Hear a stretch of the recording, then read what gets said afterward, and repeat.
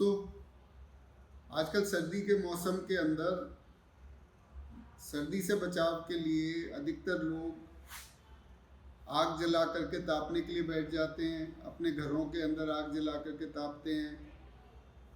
कुछ लोग गैस के सिलेंडर के साथ में कुछ इंतज़ाम करते हैं अपना। जिसके पास हीटर की सुविधा है वो बिजली से हीटर चला करके अपना बचाव कर रहा है। लेकिन एक चीज़ का ध्यान रखने की ज़रूरत है कि बंद कमरे के अंदर अगर आग जला करके तापी जाती है तो उससे कमरे के अंदर की ऑक्सीजन वो जल्दी ख़त्म हो जाती है।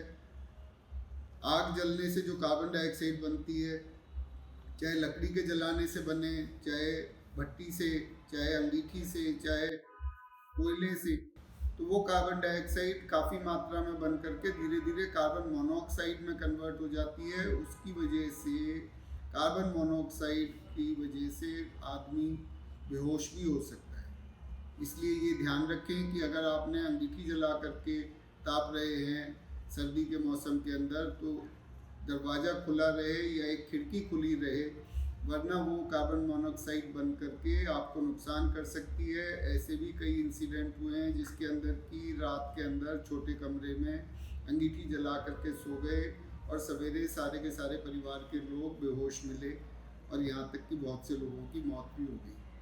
साथियों, साथ ही ये है कि धुएं से होने वाली फेफड़े के ऊपर जो नुकसान है वो भी काफ़ी बढ़ता जा रहा है, उसके बारे में ध्यान रखना चाहिए। धुएं से ब्रोंकाइटिस भी हो सकती है, फेफड़ों के ऊपर बुरा असर पड़ सकता है। ऐसे में स्मोकर्स की हालत और भी ज़्यादा खराब हो जाती है। उनको खास तौर से इस चीज़ का ध्यान रखना चाहिए, स्मोकिंग से बचना चाहिए। और बीड़ी पी करके अपने फेफड़े की बलगम निकालने की एक जो टेंडेंसी कुछ लोगों में होती है वो बहुत गलत है। उसकी बजाय पानी उबाल करके भाप लें, उससे बलगम पिघल करके बाहर आएगी और वो आपको मदद करेगी। इसलिए साथियों, आपसे निवेदन है कि आप बीड़ी पीना बंद करें। सर्दी के मौसम के अंदर आग तापते हुए ध्यान रखें कि धुएं से बचाव रखें, जिससे कि फेफड़ों के ऊपर बुरा असर न आए। धन्यवाद। क्यों पीनी शुरू कर देती है? बलगम की वजह से। क्या आपको क्या लगा कि बलगम में फायदा करेगी? हाँ, कुछ फायदा करेगी। कैसे? ऐसे बता रहे मुझे मुझे से बता रहे बीड़ी पीनी शुरू कर दे, थोड़ा बहुत बलगम निकल जाए। फिर उससे फायदा हुआ? कोई फायदा। क्या हुआ फिर उसके बाद में? डॉक्टर के आना पड़ा? नहीं, सांस कैसा हुआ फिर उसके बाद? और ज्यादा सांस बढ़ गया ना। देखो, बीड़ी जो है बलगम बनाती है, बीड़ी बीमारी पैदा करती है।